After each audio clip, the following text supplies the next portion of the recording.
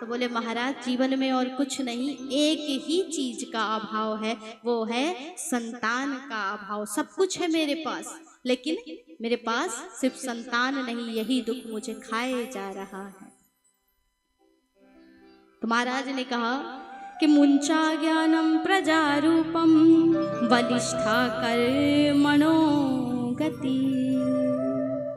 महाराज एक ऐसे अज्ञान में पड़े हो, कौन किसका पुत्र कौन किसकी पुत्री, पुत्र लेकर के क्या करोगे? बोले इस लोक में गति, उस लोक में सदगति, इस लोक में सुख, उस लोक में मुक्ति। तो बोले अच्छा संतान से सुख मिलता है? सगर राजा के भी 60,000 पुत्र थे, मिला? अपनी सदगति का तो पता नहीं, पिता को क्या सदगति देंगे। धृतराष्ट्र के भी 100 पुत्र थे, लेकिन अंत में क्या हाथ लगा? कुछ नहीं लगा महाराज। रावण के भी 1,00,000 पूत 1,25,00,000 नाती, और वह रावण के दीवाना बाती महाराज, तो क्या हाथ आया? इसलिए कोई किसी का पुत्र नहीं, कोई किसी की पुत्री नहीं। यह मूर्खता ही मनुष्य को माया में, इस बंधन में फंसा के रखती है। लेकिन आत्मदेव जी नहीं माने और कहा कि यदि आप मुझे पुत्र प्राप्ति का वरदान नहीं देंगे तो आपके चरणों में प्राण त्याग दूंगा, लेकिन लौट करके घर नहीं जाऊंगा। तो महाराज ने कहा कि व्यर्थ में हमें ब्रह्म हत्या का दोष लग जाएगा, ब्राह्मण मरेगा हमारे चरणों में और दोष लग जाएगा। इसलिए एक फल निकाल करके दिया और कहा जाओ इसे अपनी पत्नी को खिला देना, तुम्हारे घर एक संतान होगा, संस्कारी एक संतान होगा। अब वो फल ला करके पत्नी को दे दिया। पत्नी का नाम क्या है? धुंधली। यथा नाम तथा गुण, इसीलिए नाम सोच समझ करके रखाने चाहिए। धुंधली अर्थात धुंधला, ये बुद्धि ही धुंधली है। और इस बुद्धि को कैसा दिखता है? हमेशा सब धुंधला ही दिखता है, यही कुतर्क करती है। इसने भी कुतर्क किया, अपनी सहेली से सारी बात बताई, बहन से बताई। तो बहन ने कहा कि देख तेरे घर में खाने का भंडार है तो कोई खाने वाला नहीं, और मेरे यहाँ खाने की कमी है तो खाने वालों की लाइन लगी है। तो इस बार ऐसा कर, तेरे पति देव तो भोले भाले, मेरे घर जो बालक होने वाला है उसे ले लेना और कह देना मेरा है, और ढिंढोरा पिटवा देना। ऐसा ही हुआ महाराज। 9 महीने तक ये क्रम चलता रहा। इसने ढोंग करके गर्भ धारण किया। अब अंत में जब इसकी बहन ने उस बालक को जन्म दिया तो उसे लेकर के आई और कह दिया कि मेरे संतान हुई है। महाराज आत्मदेव ने बड़ी श्रद्धा से, बड़े ही सुंदर तरीके से उसका जात कर्म संस्कार करवाया। सब बड़े प्रसन्न। अब उस फल को इस कुतर्की ने क्या किया था कि एक गऊ को खिला दिया था, उसका परीक्षण लेने के लिए कि संतों के द्वारा दिया फल है तो इससे क्या परिणाम मिलता है। उस फल को खिला दिया गाय को। उस गाय ने भी 3 महीने बाद एक सुंदर से बालक को जन्म दिया। पूरा शरीर मनुष्य का था, लेकिन उसके जो कान थे वो गाय के थे, इसलिए उसका नाम हुआ गोकर्ण। और यहाँ धुंधली ने अपने पुत्र का नाम रख लिया धुंधकारी। अब फिर वही बात की, यथा नाम तथा गुण। अब धुंधकारी तो आतंक ही फैलाएगा, वैसे ही हुआ महाराज। चोरी करने लगा, डाका डालने लगा। दोनों में जब तुलना की गई तो कहा गोकर्णः पंडितो ज्ञानी धुंधकारी महाखला। और इस प्रकार धुंधकारी बिगड़ गया। माता पिता ने सोचा इकलौती संतान है, समय आने पर सुधर जाएगा। यहीं पर माता पिता ने चूक कर दी, भूल कर दी, ध्यान नहीं दिया। अभी चोरी करने लगा, डाका डालने लगा, मांस मदिरा का सेवन करने लगा। आत्मदेव जी ने देखा और देख करके बड़े दुखी हुए। एक दिन बुलाया और कहा कि तेरे जैसे पुत्र से अच्छा मैं बिना पुत्र के ही ठीक था। संत की बात मैंने नहीं मानी और शायद आज उसी का भोग भोग रहा हूं। इसलिए अब कर भी क्या सकते हैं महाराज, तूने मेरे मंदिर जैसे घर को नरक का अड्डा बना दिया। दुखित मन से बैठे हुए थे, माता पिता से मारपीट करता है, अब दुखी ही रहेंगे ना ऐसी संतान पा करके। तो गोकर्ण जी का आगमन हुआ और गोकर्ण जी ने जैसे ही देखा तो अपने पिताजी को प्रणाम किया। क्या बात है पिताजी, आजकल आप बड़े दुखी रहते हैं, उदास रहते हैं, कोई कारण है? बोले बेटा मेरी उदासी का एक ही कारण है कि मैंने संत की बात नहीं मानी और इस जैसे आताताई पुत्र को प्राप्त कर लिया। और आज इसने मेरे घर को ऐसा बना लिया कि घर में रहने के योग्य नहीं रहा और मन इतना वैरागी नहीं कि मैं वन में जा सकूं। इसलिए करूं तो करूं क्या, घर में रह नहीं सकता, वन में मैं जा नहीं सकता, अब करूं तो करूं क्या। तो गोकर्ण जी ने कहा कि पिताजी, आपने कहा कि घर में रह नहीं सकता, वन में जा नहीं सकता, तो सबसे पहले मैं एक बात कहना चाहता हूँ, इस आसक्ति को त्याग दीजिए। ये जो शरीर के प्रति मैं और मेरा है ना, इसे त्याग दीजिए। और जब इसे आप त्याग देंगे तो अपने आप मन वैरागी हो जाएगा। आपने दूसरी बात कही कि वन में जा नहीं सकता, तो यदि वन में जाने से ही भगवान मिलते तो उन पशुओं का तो जन्म ही वन में हुआ है, उन जीव जंतुओं का तो जन्म ही वन में हुआ। तो हमसे पहले किसी गीदड़ को, किसी सिंह को भगवान मिल गए होते, लेकिन आज तक मिले नहीं मिले।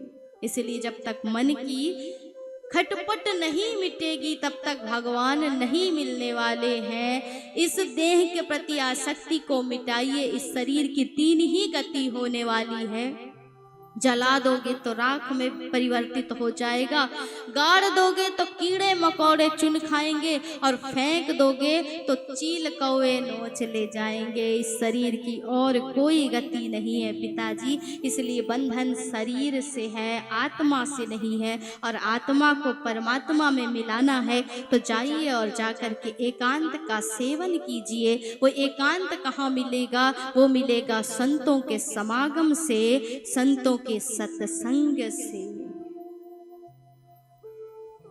और बिना सत्संग के नहीं मिलने वाला। आत्मदेव जी के मन में गोकर्ण जी की बात अपनी छाप छोड़ देती है। अर्थात गोकर्ण जी के उपदेश से आत्मदेव जी का जीवन परिवर्तित हो गया। उन्होंने घर को छोड़ दिया और छोड़ करके चले गए, साधु संतों संग सत्संग किया। अंत में भागवत जी के 10वें स्कंद का पाठ किया और भगवान के धाम की प्राप्ति की। इधर अब धुंधकारी ने सोचा कि अब हमारा ही साम्राज्य, पिताजी चले गए रोकने टोकने वाले, अब मैया है ये कब तक रहेगी। एक दिन उसे भी मारने पीटने लगा, धन मांगने लगा, तो वो भी क्रोध में आई और आकर के कुएं में कूद गई, आत्महत्या कर लिया। जैसी करनी महाराज, कर्म का फल तो भोगना ही पड़ता है। तो क्या ऐसी कुतर्की नारी को क्या भगवान के धाम से विमान आता लेने के लिए? नहीं, इसकी गति यही होनी थी, आत्महत्या कर ली। अब कोई नहीं रहा तो 5 वेश्याओं को धुंधकारी घर में लेकर के आ गया, उनके साथ रहने लगा, राजा के यहाँ चोरियां करने लगा। तो इन वेश्याओं ने सोचा कि ये स्वयं तो फंसेगा और मरेगा, हमें भी मारेगा, इसलिए पूरा धन इकट्ठा किया, इसको बांधा, इसके मुख में जलते हुए अंगारे डाले और वहीं पर मृतदेह को गाड़ करके चली।